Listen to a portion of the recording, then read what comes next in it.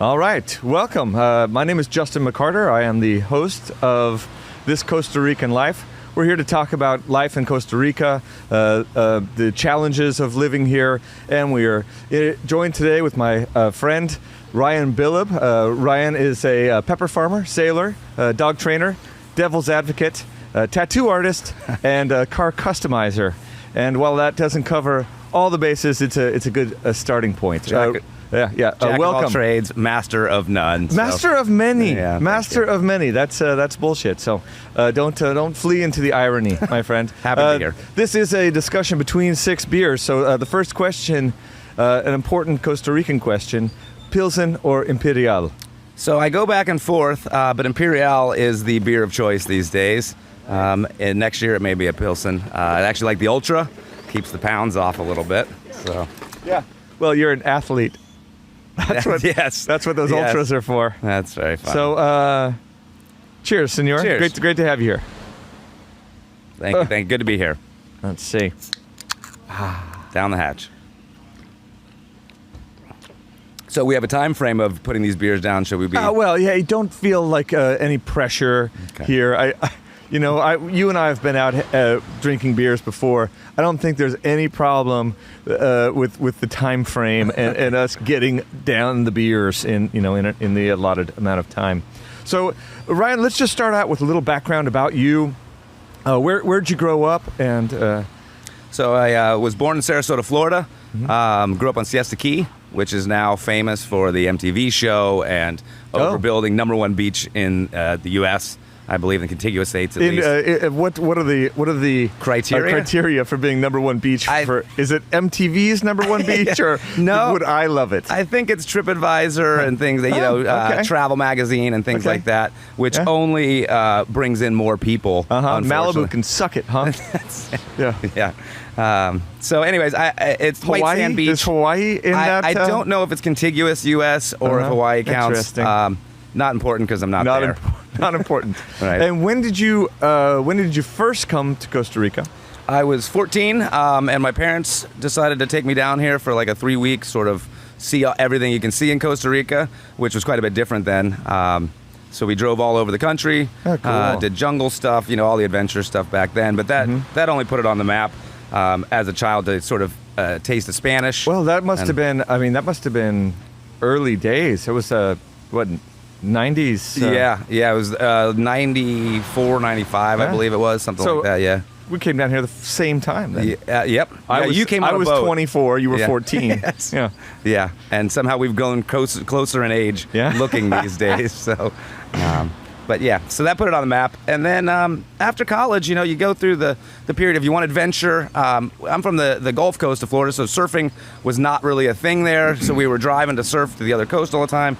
So it became one of those adventure places that was really semi-close and familiar enough to come down and safe enough and come surf and hang and party and then go home and recover. So, so then after college, I did a number of things and decided I did not want to be in Florida anymore for a whole slew of reasons, and decided that Costa Rica checked most of the boxes that I wanted and was a statute of limitations or any kind of warrant? It's over now, yeah. Okay. Yeah, no, none of that.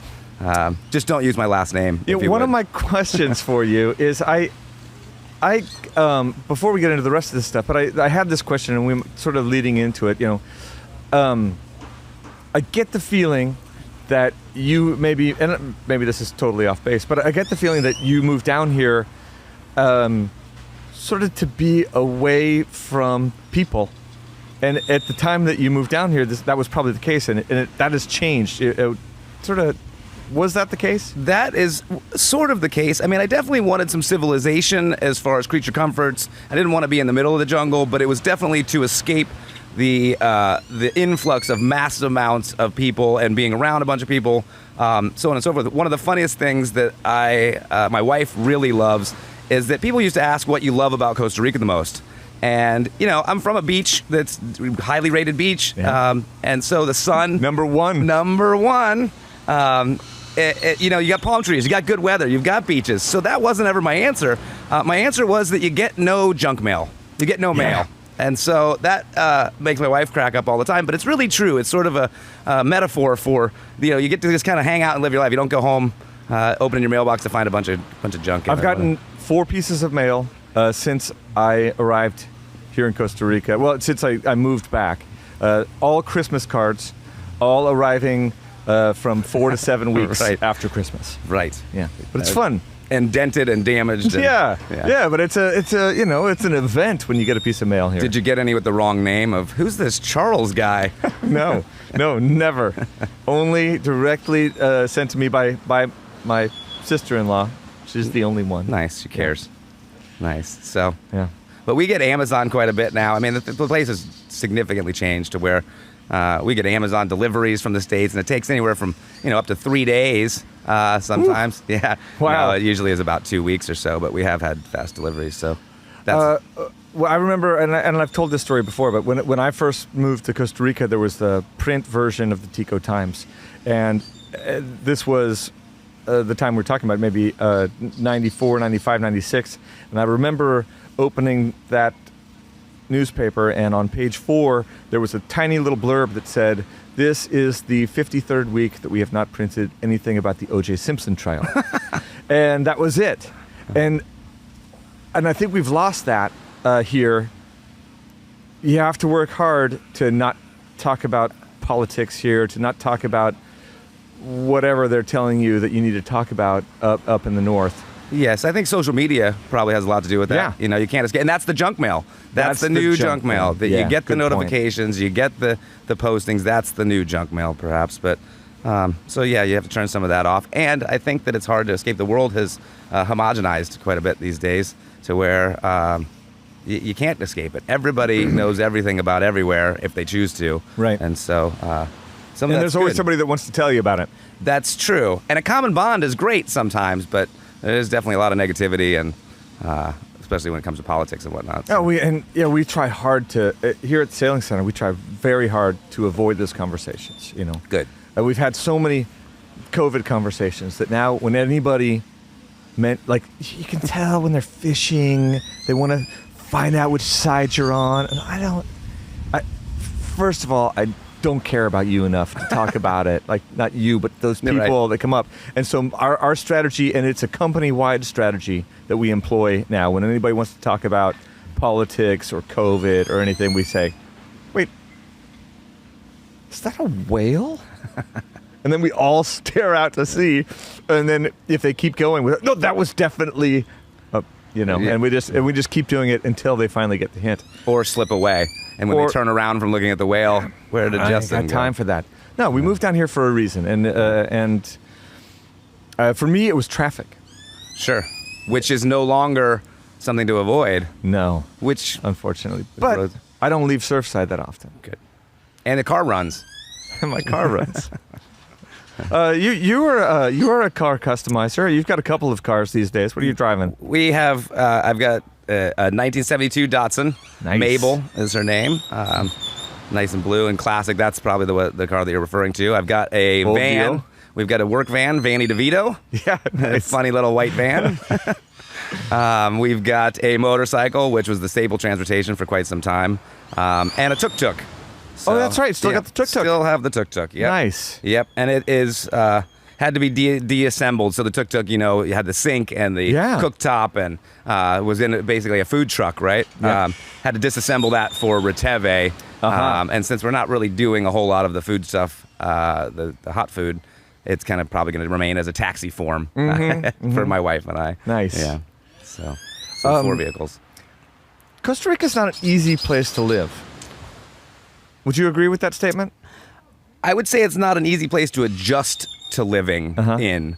That I don't think it's necessarily more difficult than other places. It's just that the simple things become difficult for sure. Right. There's that saying that Costa Rica, we make easy hard, which is true. But I think once you get dialed in, it can be easier. You've got a good community. People definitely help each other. If you get a flat tire, somebody is definitely going to stop. Yeah, if you get stuck in a ditch, somebody's going to pull you out. So some of that stuff makes life easier. I suppose that you could call AAA in the States. But yeah, if you want to find nuts to match the bolts at the hardware store, that is a mission. Yeah. Yes, yeah. Yes. Tommy here. Tommy and I were talking this morning about, he and his family have been here for a year, and it's been almost a constant kick in the nuts. And I think that's the same for a lot of people. I think I've felt like that too. Sure. Just one thing after another. You are a survivor. You have been through those nut kicks, and you're still standing. Sometimes self-inflicted. Yes. It's been a great run. I think it's a personal challenge too. Yeah. To try to solve some of the problems. Sure. And not necessarily rely on other people. I'm an only child, so I kind of probably had to do that. That explains a lot. Yes, it does. It's selfishness and and the masochism. Hey, don't forget, you do have to drink on this show. Yeah, I thought our pace was good. Well, I mean, we've got a lot to get through. We've obviously got a cheese course in front of us here. Some charcuterie. You've brought some charcuterie. Let's talk about your history once you got to Costa Rica.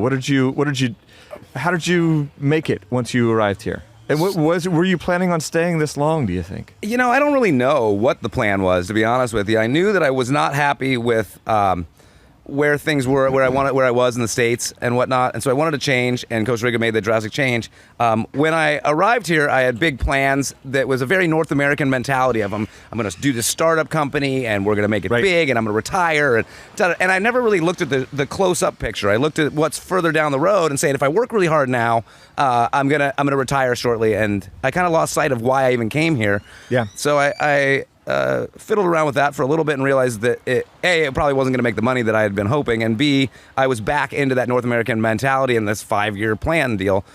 So I broke away from that. I left. My partner bought me out, and not for anything retirement worthy. But and then I decided that I needed to focus on doing something fun. So I jumped onto a catamaran boat, the Lazy Lizard here, which is actually I think how we met. That's how we met.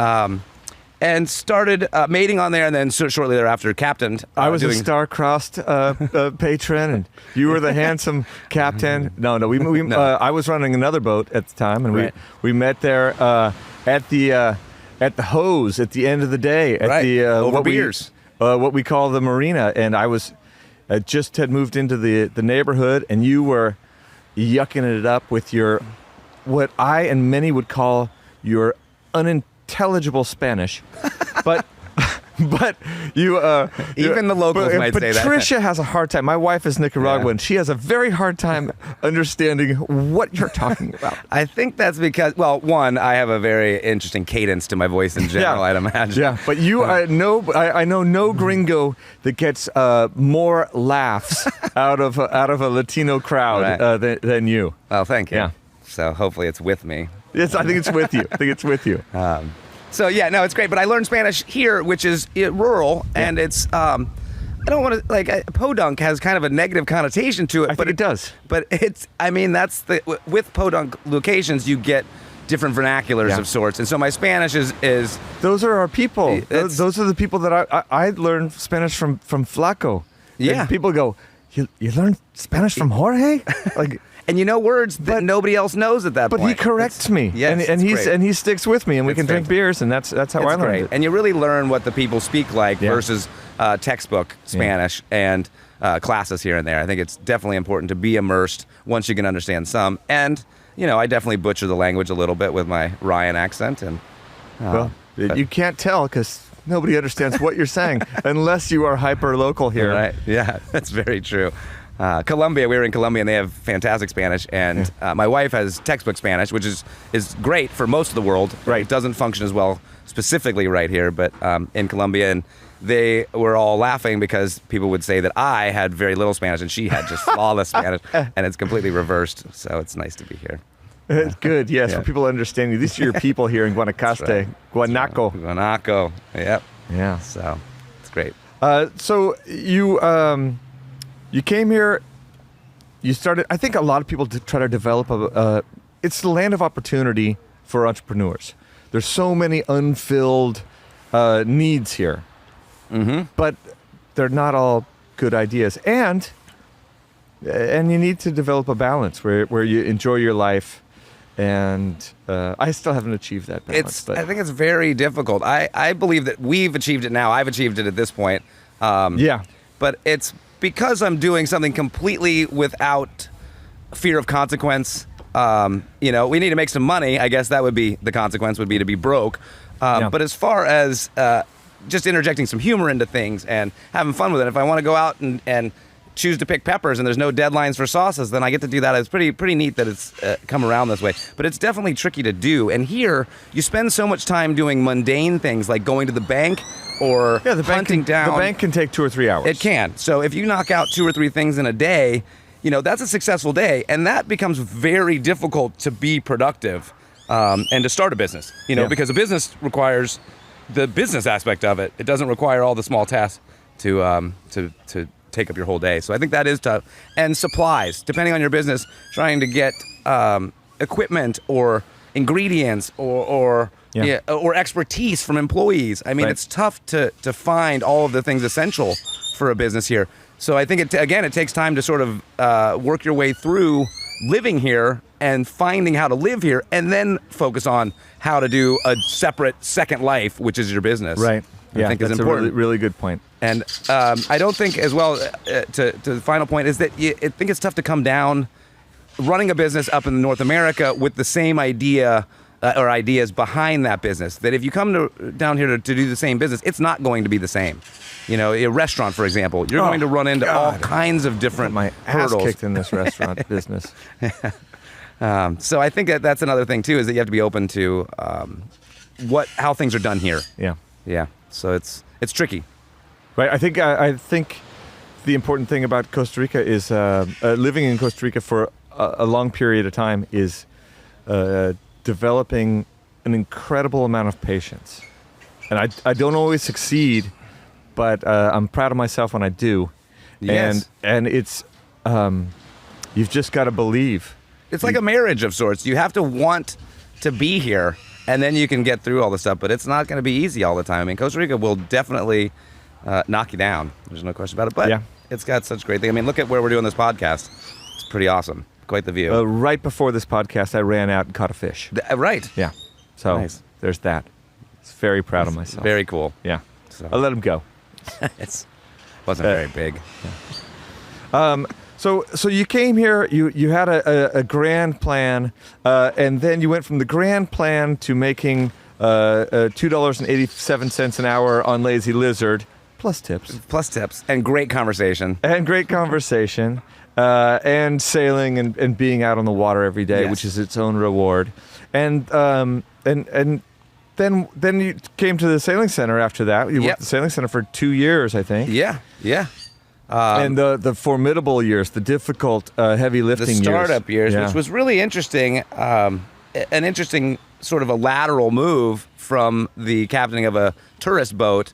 It was definitely great to switch over to the kids and teach sailing and get a whole different perspective of the ocean, for sure. But I definitely realized that people and I have my fill. I get my fill. Me and people. I mean, I love don't always mesh smoothly. Yeah. Well, and that's what I was getting at in the beginning. I think that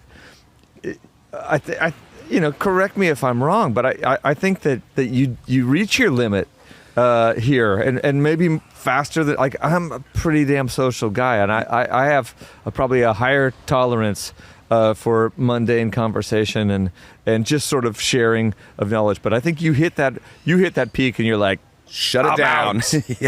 Yeah. There's no question about it. And I think that it's such a small town that you feel this importance to, you should be nice to everybody that's nice to you and people that you don't know, and everybody's excited, and I think that's really important. But at the same time, you never get to escape that, which I think is really difficult. That you go out to have a bite to dinner, and then you have to be friendly to everybody, which is great that everybody's saying hi. Oh yeah. But at some point, I think that you need some downtime. And again, as an only child, I had, I like some to be alone sometimes. Let's talk about your current obsession. Yes. You are now a full-fledged pepper farmer. I am, a pepper gardener that has turned it into a profit of sorts. Yes, pepper farming. And I've become the pepper guy, which is a really interesting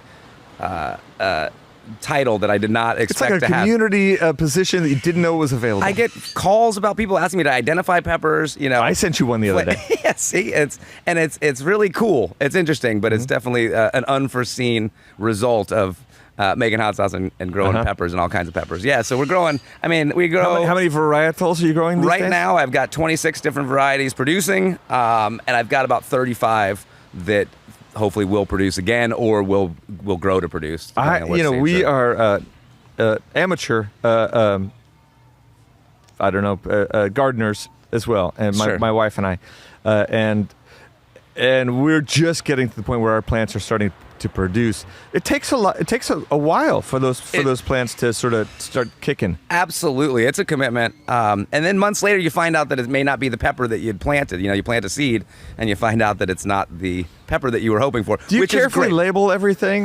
I do. As far as the seeds, do you know? Yeah, the seeds absolutely a label. I do label my pots and whatnot, but a lot of times I'll switch them up. And if a plant's not doing well, if it's a new variety, I'll have a few. Sure. It looks like I'm you ready? Yeah. So I'll mix them up, and every once in a while I will screw up where they were, but they are all labeled with stakes in them and whatnot. Sometimes just a Sharpie, thank you, sir. But you can tell when the pepper produces. Typically, I mean, I don't have a whole lot of hybrid peppers that look very similar to other peppers and that become something different. I have very different shaped peppers. So no pressure. You're doing a great job. Drinking and talking. What are we doing with the empties? I'm chucking them on the ground to be recycled correctly later. Right. Salud. Number 2. Dinero, amor. So, yeah, it's great. It's fun. The peppers are always different, It's you deal with some problems with that, but you also get to reap the rewards.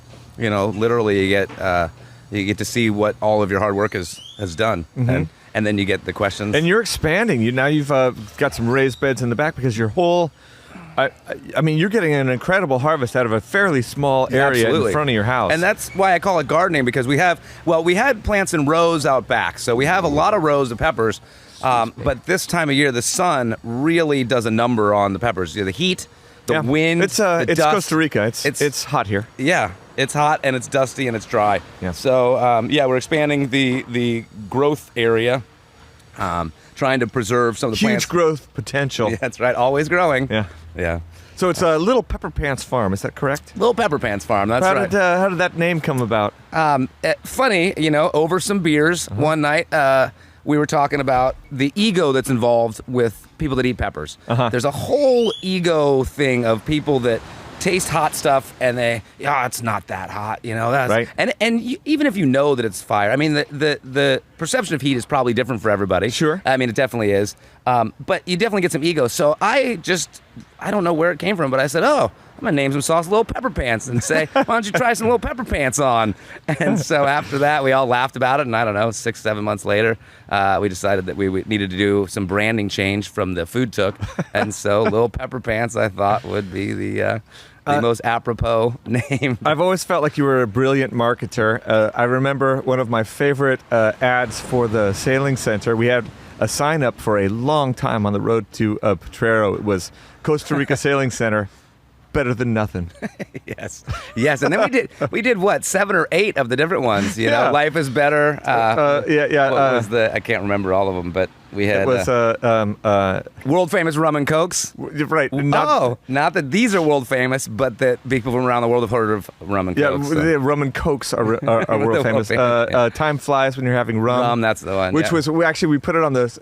We had Jeff print out those T-shirts. Remember? and then he came and he had ordered the wrong T-shirts or whatever, and they all came back kid size. So we had all these kids shirts that said "Time flies when you're having rum," and we had a tough time giving those things away. It takes a certain kind of parent to put their kids in that T-shirt. No, that's funny. Yeah. All right, so you brought some peppers for us today, and they're not the hair on your chest peppers. Did not do stunt peppers. Stunt peppers are great, and stunt peppers is a term that I use for Carolina Reapers, ghost peppers, Trinidad Morugas, scorpion peppers. There's all these super hots that make great YouTube videos to have people sort of the NASCAR of pepper eating, where everybody just kind of freaks out. Right. And they're great flavored peppers in different aspects, but I don't think that for a podcast it makes sense to blow you out of the water. So kind. Yes. You think I can't do it? You think I can't do it? Is that what you're saying? Yes. It's a challenge. There's the ego. All right. All right. So I've got All a pile here. Da-da. So shishito peppers. There's 5 different types of peppers that are cultivated. The jalapenos being one of the most popular, but shishitos are in the same class of peppers. And I'm sure as a foodie, you know shishito peppers. Usually they're blistered. Shishito peppers are generally served with a little olive oil and salt. And they're quickly pan fried, and they have a funny characteristic that maybe 1 in 10 is very hot. The shishito roulette, which is why I have love brought that. such a slew, Oh, a nice okay. swath of shishitos. Okay, but I mean, these look like we have a couple of different varietals Okay, here. so we do. So I'm going to separate these guys here. So I can the smell shishitos this from over here. Yeah, You can. As soon as you took the lid off. Really?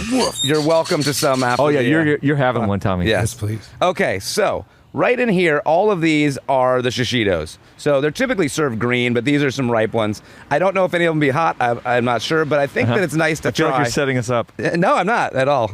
I wouldn't do that. And then we've got some Hungarian wax peppers here. All right. That are basically in the same family as a banana pepper, Right. but they're a little bit spicier. So you don't have These to were eat the whole- lead. Those were the lead peppers in the kids' jalapeno eating contest. That's or kids' exactly chili right. eating contest. Yes. Yeah. And Which we'll get to. Good, because that was an amazing show of peppers. And then I've got some smoked peppers here. So Wow. in keeping with the Hungarian waxes, I've got a couple of Hungarian wax peppers right here. Oh, nice. I've got some jalapenos, which are really chipotles at this point, I suppose, but they're green and home smoked. And then I've got some chocolate Scotch bonnet. What's adobo? Because I always think of a chipotle in adobo. It is the Latin barbecue sauce, is what I say. It's a mix of garlic and tomato and sugar and spices. It literally, I mean, it's not necessarily barbecue sauce, but it's got a very similar ingredients, so it's basically Latin. Okay. So that's usually what chipotle are mixed in. And then you brought some cheese too. Is that the palate cleanser or the heat dampener? Well, to class it up a little bit, I thought that, wow. you know, I don't Yeah. look the part, but I can act the part here. No, you're for- very For sophisticated. an hour. Yeah. So I've got some grana cheese. We've got some Gouda, which Emmental would work the same. And then we got some brie cheese. So I went from a dry aged Lovely. cheese to a medium semi-duro Uh-huh. to a soft cheese. So I You're think the first guest that has brought in snacks. probably the last. No, I hope Well, not. It's going to start now. I'm going to encourage Everybody it from now on. bring It's gonna snacks be, from it's now gonna on. Be Yeah. part of the the interview requirement. process, yeah. All right, so where do we start here? Because it's going to be some ASMR stuff here, so we can whisper and crackle and. Do you know what the ASMR stuff No, is? I don't know what that so that's, sorry to diverge, but it's about the sounds. So it's a YouTube sensation. Oh, it's the people the eating. whispering It's and the the eating. people- Yeah, it's so bizarre. Yeah, I it's mean, super weird. So weird. But now You know it's that? You know about that stuff? I don't know. What you're Like talking there's about. famous women, I Yeah. think, that they just eat stuff close to a really excellent microphone, and their eating sounds. I don't know if it turns people on or it's. I think it has to do. It's weird. It's an autonomous. I can't remember what it stands for. It's something about it stimulates this relaxation theoretically. You know, the I think the G-rated version of it. There's got to is- be some creepy It's sexual weird stuff there too. But they Yeah. do things of stomping on things. You know, there's all this. There's all these weird sort of. Yes. I have not seen that Okay. aspect. of All it. right. Well, But all I the think it's videos probably out there. relaxation. I don't know. If I had to guess, it's probably, you know, when you're in the womb, you're listening to all these sounds of. I imagine Let's it's just a throwback. let's stick to the picture, to the peppers, man. We can't go. We don't have time for the womb. We're already on beer number 2. All right. Jesus. Okay, so back to what we were talking about. Okay. So we got some dry cheese. I think that the smoked peppers are better with the dried or the semi-duro. Okay. But I think you can choose your own destiny here, Justin.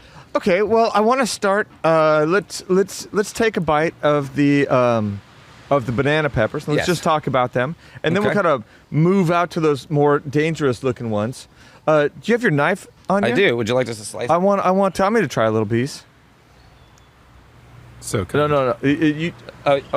How would you like me? I want my whole one. I want you to share yours. You gotta The delegation. You eat these things. What do you think? You can only eat a tiny little piece? I mean, I'm gonna just pump the brakes here, Justin. I thought you were a pepper professional. I'm gonna give him Okay. half. Oh. There. There's a Oh, I plan. see. All right, Tommy. All right. I'm gonna That sit. side- that one has no seeds. I noticed. Okay, don't cut yourself. You freshly sharpened. You don't have to eat the whole thing either. All right, we're just going. It's not for, a pepper eating contest. No, we're just right? going for. We just want to talk about the attributes, the flavors. Yep. Okay.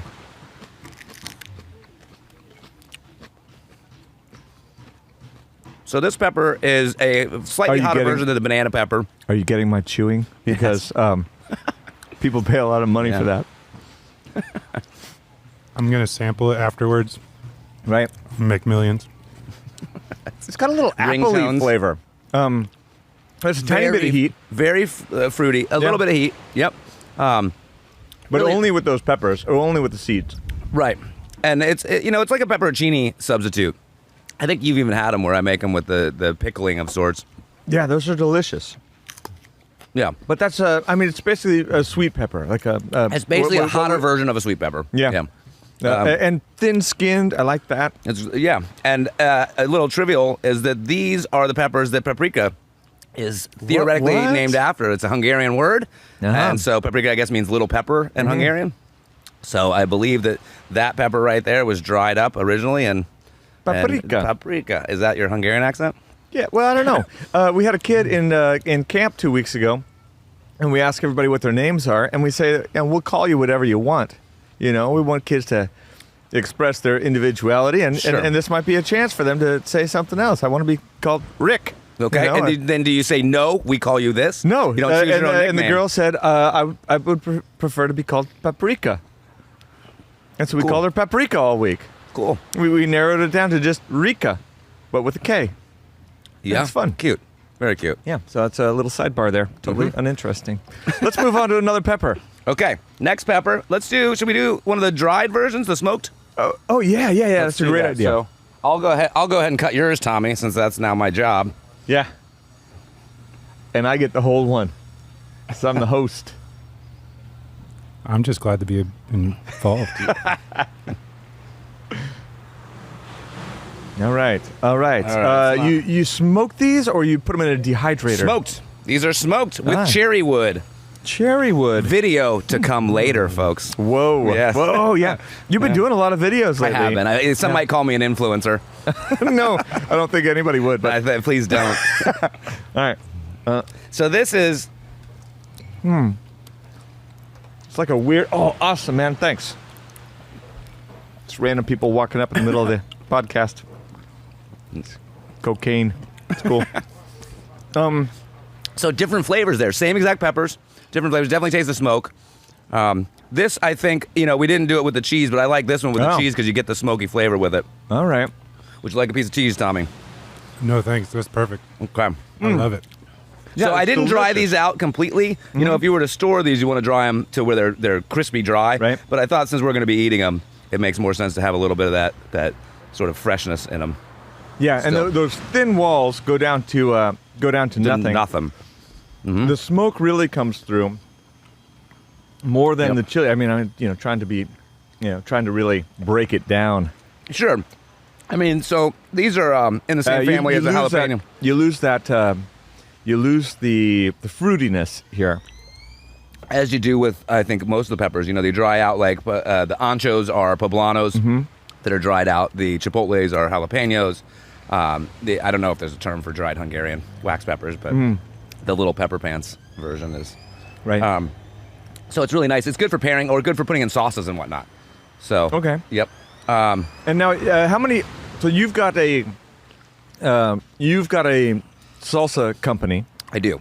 Is it under the moniker of Lil Pepper Pants? It is. It is. So that is Lil Pepper Pants hot sauces are all made with the peppers that we grow, which I think is really important. So it's literally farm to bottle of sorts. Nice. Yeah, to table after that. And I know you're selling in a lot of different places around town these days. And we are. And the funny thing is that the exportation to the States has really skyrocketed. And I think that with the pandemic, which, we don't have to get into that whole conversation. Is that a whale? Yes. Yeah. Is that people order from afar. The U.S. is so accustomed to just finding something on the internet and buying it that social media has been incredible for... Have there been any setbacks? Has that been a difficult process? I mean... Cost is one of the cost effectiveness is very difficult to ship out small quantities. And breakage has been more or less an issue at some point. At the beginning, we learned that the packaging that the bottles come in don't equate to what the bottles should leave in. We had some breakage at the beginning and stuff, but no, it's pretty simple in the scheme of things overall. All right. You don't have to get special, like, we're not doing pallets. You could be at a time. like, what I'm getting at is you could be putting anything in these bottles. So if we're getting some hot sauce from India, it could be, ground up tuk-tuks in there. Like, we don't know. I suppose that's the case. I mean, that could be anywhere, though. And Sure. you can order Sure. anything from Amazon and No, get those packaged tuk-tuks. Yeah, you are creating stuff for people to eat all over the world. Yes, true. And people they seem to love it, so it's been good. Which I always make the joke that it's crazy that people like the sauce because people don't typically like anything that I do. That's untrue. Don't flee into the irony. Not flee in the irony. No, it's been great. And so, yeah, a couple of restaurants around town. It's at Nita Coffee. Yeah. It's at the Shack. We do white labeling, Coco Loco. Why's it got to be white labeling? I don't know. Sorry. I Okay. guess probably because the label starts out white and then you put whatever name you want on it. All right, then. Chillaxin. Oh, yeah. We got a couple places. around town. Chillaxing. I think we got to get Graven in here. That would be a great interview. Talk about smoking. Uh-huh. So he is I love Graven is the owner of, we're going to do a tie-in to this. Graven is the owner of Chillaxing Restaurant up the street, but he's from Potrero. He's one of the hardest working Tico guys I've ever met. He's just a hustler, and I hope that Chillaxing is his thing that really makes it. But he's had at least 6 businesses since I've known him, Yes. and he'll never stop. He'll just keep going until he's doing what he's doing. But he enjoys himself too, and he fishes and he makes good food and he has a good time.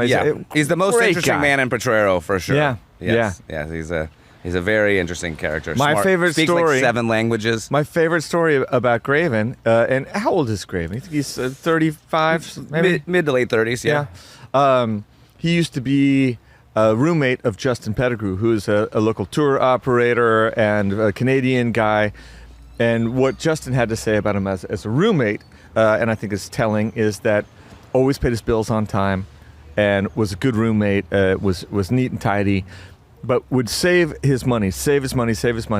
And then when it was low season here, he would buy a ticket to France and he would go, and I mean, this is a guy who grew up over there in Potrero in a very humble kind of surroundings. Yep. And just through the people that he has met, it just decided, I'm going to do that. I want to learn about that. For sure. Bought a ticket to France. Had enough money to stay in hostels and met French women and learned French and traveled around and who does that, Yeah, man? pretty I'm awesome. so impressed by that guy. Don't tell him. Yeah. Don't tell him. I don't want to have to deal with that, but I am. I'm super It's very impressed by him. impressive. And he took advantage of the resources that he had available to him, which is Yeah. great. Yeah. Very cool. So Graven at Chillaxing is got. Oh, you need another one. I'm ready. Holy You know? guacamole! Peer I've been pressure. talking too much. Okay, I'm gonna get your beer, and then I'm gonna get busy. You're gonna talk about the next pepper. I'm gonna work on the drinky. Okay. Thank you, sir. Excellent service here. We aim to please. Oh, I'm just gonna get myself a backup while I'm Now there. we're going to have to change this to between 4 beers. All right. All Did right. it? Yeah. Okay. So, to talk about some pepper stuff more, these are a funny one. This can be the last one that we sample. But these are... What do you mean? We have a bunch of here. Okay. All right. I'm just putting it out there. All right. So these guys are a hybrid of a ghost pepper, which is like the 7th hottest pepper in the world these days, and something funky. I feel like you're putting us into the supernova here. So this is the funny thing about the crossbreeding is that the peppers that I have harvested up until today have had no heat. None. Oh, okay. Zero Okay. heat. So it's an talk interesting- about that. You can plant a varietal that you think is going to be hot, and it just doesn't turn out that hot. So the peppers, to keep it simple, the peppers basically show traits of their parents. They don't. So if you have 2 bushes together, and they cross-pollinate, the seeds of those peppers could be have attributes of either of the 2 plants.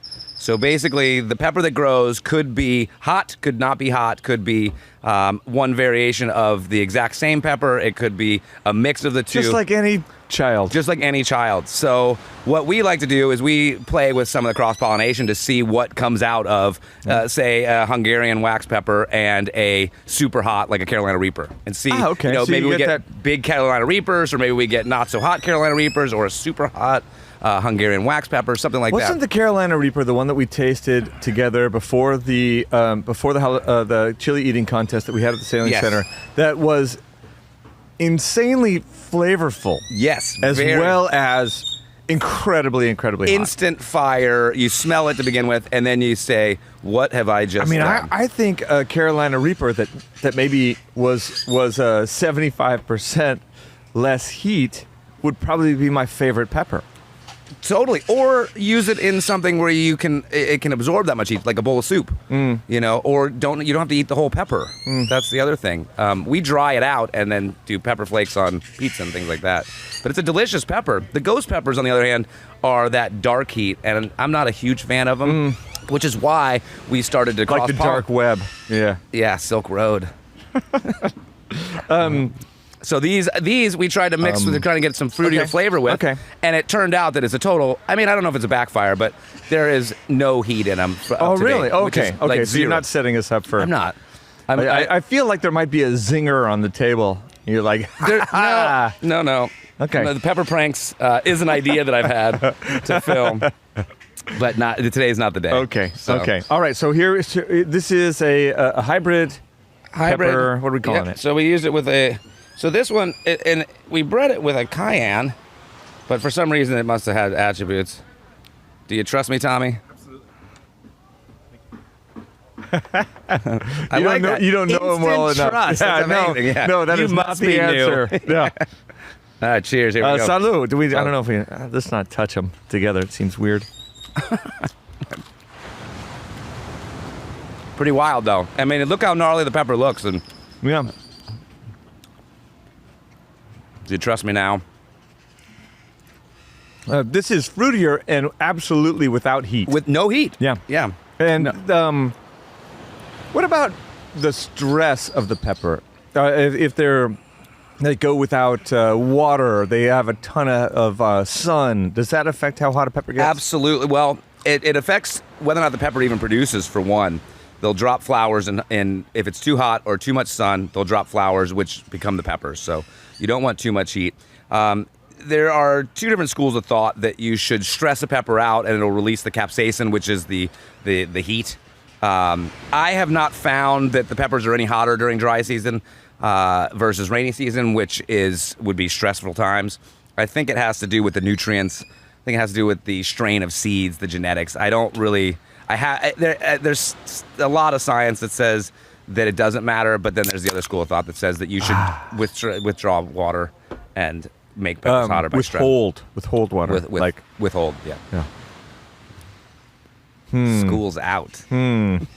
So I don't think so. I think that if you keep them happy, keep them with the right nutrients, keep them irrigated, you're going to have great peppers. Do you water them all the time? You water them every day? Every couple of days. Every few days, yeah. Right. Yep. And so we've got auto watering now that has been installed for the auto timers and whatnot. Whoa, look at you. Yeah. Little pepper pants. Little pepper pants. All right, where do we go from there? Okay. So do you want to do a chipotle, or would you like to go to something a little bit hotter? I like fresh to dry. Okay. So let's do a dry chipotle, and pick your cheese here. There's one for you. All right, Tommy, I got to figure out. This looks like an iguana turd. Well, it's probably not that far off. They're eating vegetables all the time. I ate iguana feces once. You want some cheese with that, Tommy? Yeah, I'll take some cheese. What would you like? You want a nice soft cheese, a brie, Whatever a you good? recommend. I would go with the brie. That's where I'm going. Do you want to hear that story, Ryan? I mean, What's the story? When I ate iguana poo. Oh, I don't know that story, so sure. Yeah, I was sitting during COVID. I had my mechanic, Roy, here and his family. We were just chilling at the pool, and we had a bag of Doritos, and there was an iguana up in the tree above the pool, and we were talking. We saw that he had kind of splattered some poo on the next chair over, and I went in for a bite of Doritos, and it came out and it was a little soggy, and I thought that one of his kids had put their wet hand from the pool into the bag, but the bag was kind of facing upward, and it turns out the kid didn't put his hand in the bag, and I took a bite of the Doritos, and I thought, well, that's a weird flavor Dorito. What kind of notes did you pull out of that? It was fermented mango all the way, and I was like, that's weird. Yeah. And then I sort of put the dots together, and I realized what had happened. And I'm not saying that I went back for another bite, but I have to say that it was not completely objectionable. You thought about it. It was like internally fermented mango paste. Not the worst thing that you could do. So I'm just throwing that out there if you ever want to try that combo. Like, I'm not saying It'll be my taste tester. Process it through an iguana, but I don't trust that. I didn't die, and it was an interesting flavor that I had never had before. And I think Dorito should consider it. That's my story. Okay, good one. Here we are. We're on the Chipotle, but without adobo. Without the adobo, correct. Is this a spicy one? I mean, it's a jalapeno. It's a green jalapeno. It's not crazy spicy. So you get the flavor, the notes of the flavor of the smoke. You definitely get that pure jalapeno flavor. Ooh. So this is a good one to mix into like ground beef. Yeah. You know, grind it up, mix it in some ground beef. Getting some heat. Come on top. Try it with the cheese. It's really good. Yeah. And the other interesting thing is too, the cheese has fat in it, so it'll kill some of the heat. So that it breaks down the capsaicin. I'm trying to break down the flavor a little bit. Jalapeno and cherry wood smoke. Solved. It's it doesn't have any fruit flavor. There's a lot of heat there, but it has all that smokiness. It's hot. It's hot. And the farm grown or the homegrown jalapenos are much hotter than any of the store bought ones. And which is interesting about the pepper contest, that I think the faces of a lot of people that had probably eaten jalapenos prior were surprised as to how hot the little jalapenos were once they put it in their mouth, right? It really got to be spicy for a lot of people. I mean, that at the contest, a lot of people were out after the jalapenos. So yeah, it's still. I'm still having a tough time. Actually, I can see it. Yeah, that's a hot one. Let's move on to the next hotter version right now. Before, fantastic. Yes. I'm glad I bought some extra beers today. All right, that was a good move. Well, so maybe I'll give you the half this time, Justin. Okay. Since maybe Tommy can. I didn't eat the whole thing. I only, I just put the tip in. There you go with this. That's like the straddle joke that you did at the bar. That was. Can we can pull that one out, right? But. All right, Tommy, here you go. All right, and this one is... I would do... So I think, Tommy, you could go with a nice aged Grana. I think that's a good... This is a habanero. This is a chocolate Scotch bonnet, which is... The Scotch bonnets habaneros are all pretty similar in flavor profile. So this is a chocolate Scotch bonnet. So it's got some heat, so go easy on it because it is definitely hot. And as you dry them out, the heat definitely concentrates. I'm still having a tough time with the last one I ate. I can class it up, but still going to be chewing on film.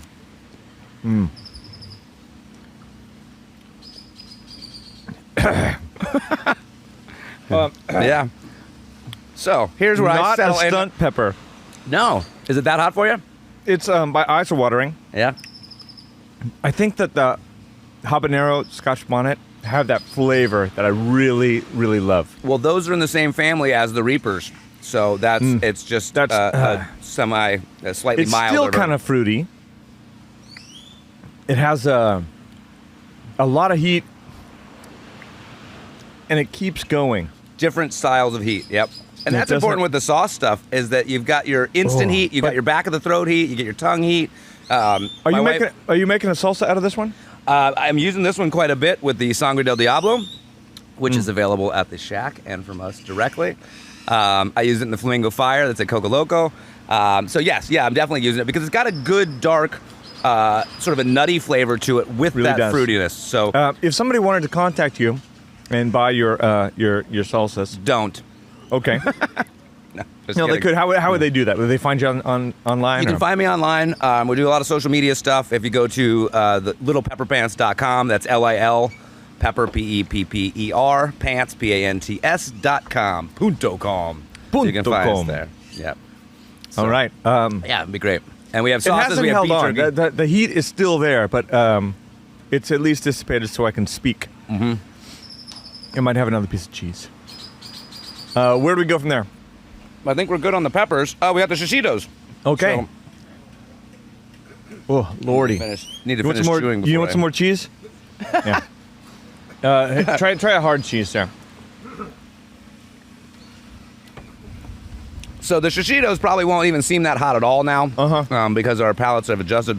I don't know if you know, but the capsaicin really helps your pain tolerance. So as you eat hot peppers, they won't seem as hot later on. Interesting. Nobel Prize in Physiology and Medicine just proved about how you get accustomed to pain with the peppers and stuff. So. Uh-oh. Out of frame. Get out of frame. Oh my God. It's still there. I'm good. You see why I didn't bring any stunt peppers today? Okay, so these are like baby peppers. These are for babies. Don't touch your eyes. Oh my sure. God. Don't touch your eyes. Yeah, I totally just did that. with your knuckles. Okay. Yeah, these are not super hot. I mean, habanero Scotch bonnets are pretty hot in the scheme of things. Like, you don't have to feel silly about it, but they're not as hot as anything that's the world record holders now. I mean, the Atomic Menace is a guy that pepper eating contest champion. He had 122 Carolina Reapers on his podcast one time, which is insane. Is he dead inside, Yeah. or is he just going to die soon? He's probably actually really healthy, but A lot of vitamins. he probably doesn't get a whole lot of enjoyment out of other things in life. Mm-hmm. I mean, Yeah. so yeah, it's really, really nuts. You've had half of a habanero. I feel like or a yeah, Scotch bonnet. The vomit is right here. Is there a way to zoom in when it happens, Tommy? I'm going over the side. Oh my God. We can go handheld. Where are we going now? I think we go to Shishitos. I don't know if we should do a rapid. These you should eat the whole ones. Okay. So I think, we've got enough here for Tommy to have a few. Next time you come, let's bring a little grill. Next episode? Yeah. Are we doing next episode? It's part 1. Yeah. Next episode's going to be stunt Yeah. peppers. Nice. Stunt peppers. Good. But I'm going to bring in my personal taster. I'm not going to do it myself. I'm going to just comment. Delegate. Yeah. Pitch it. Patricia. I'm going to make it like one of my employees.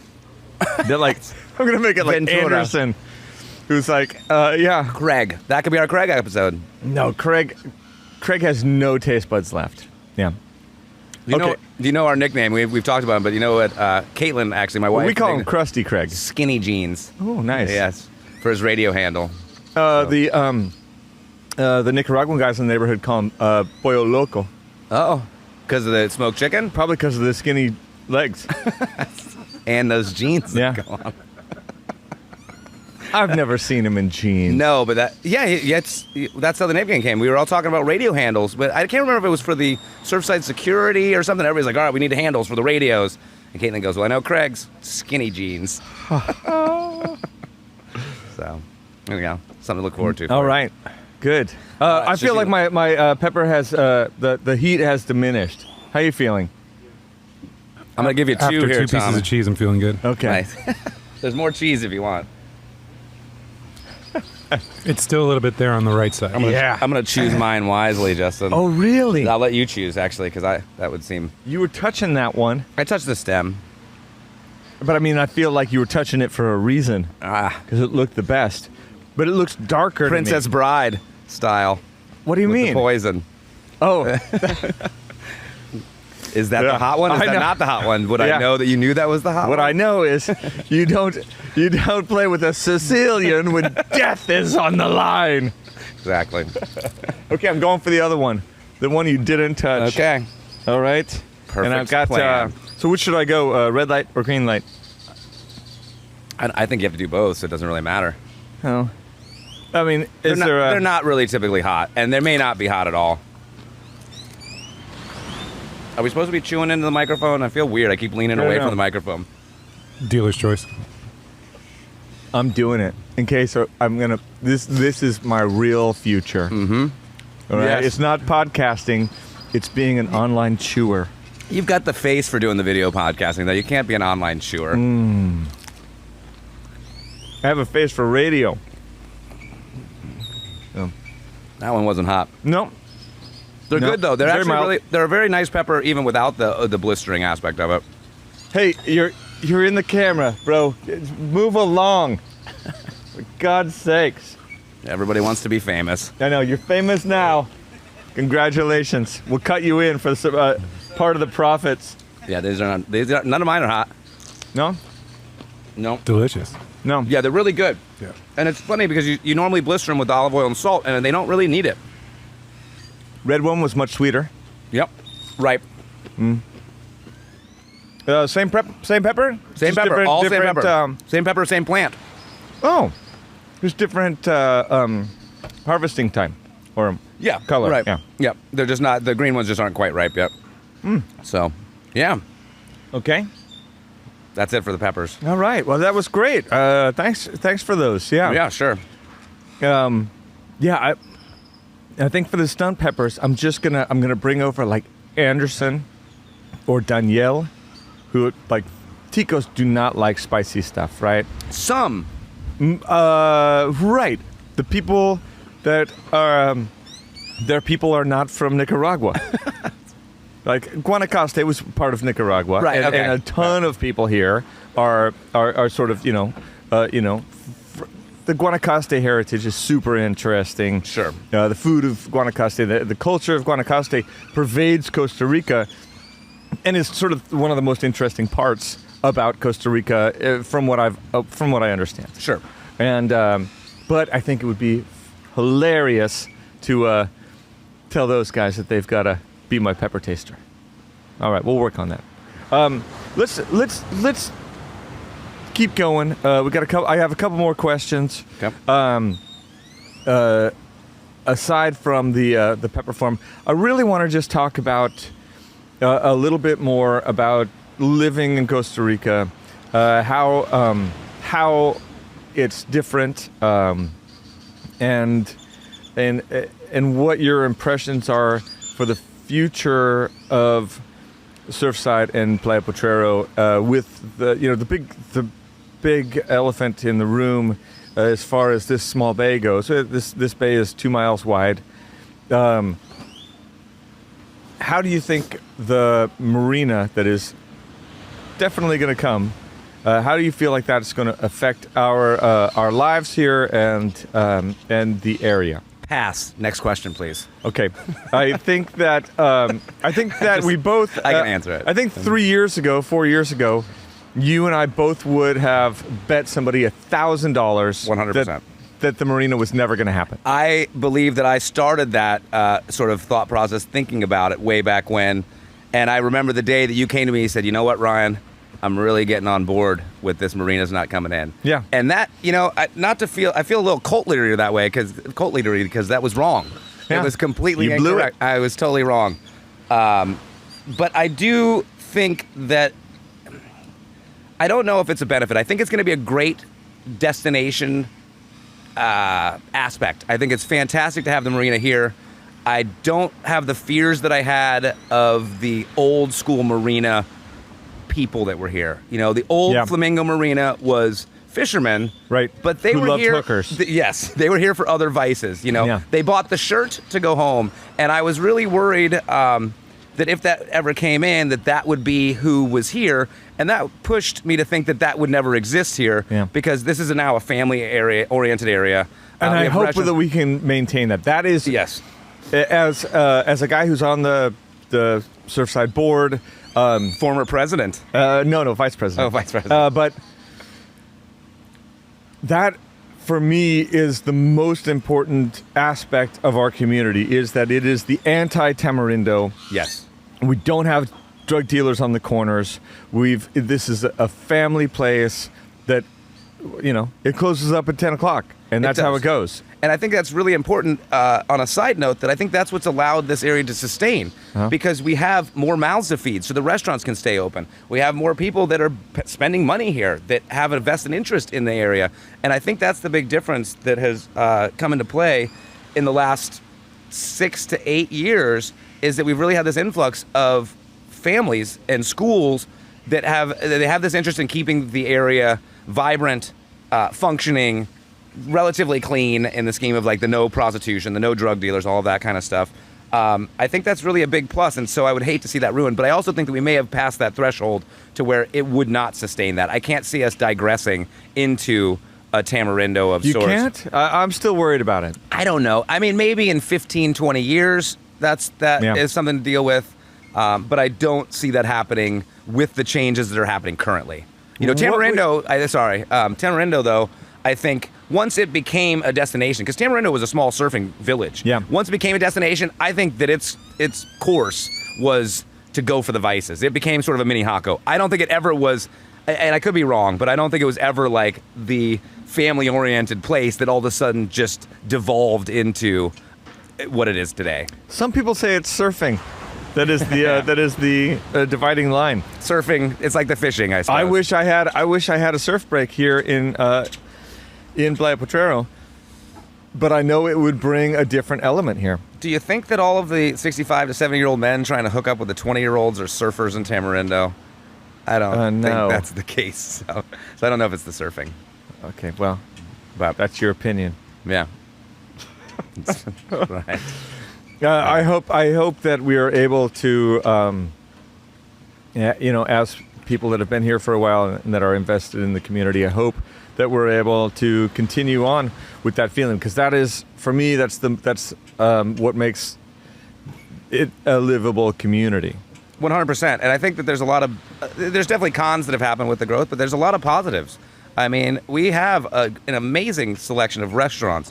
We have a good group of people that are coming, and some are sticking around, some are not, but it's not just the old hanger-oners. Right. I think there's a big push of quality that is coming to the area, for sure. Yeah, and that's why we're selling. If anybody's interested in a 3-bedroom.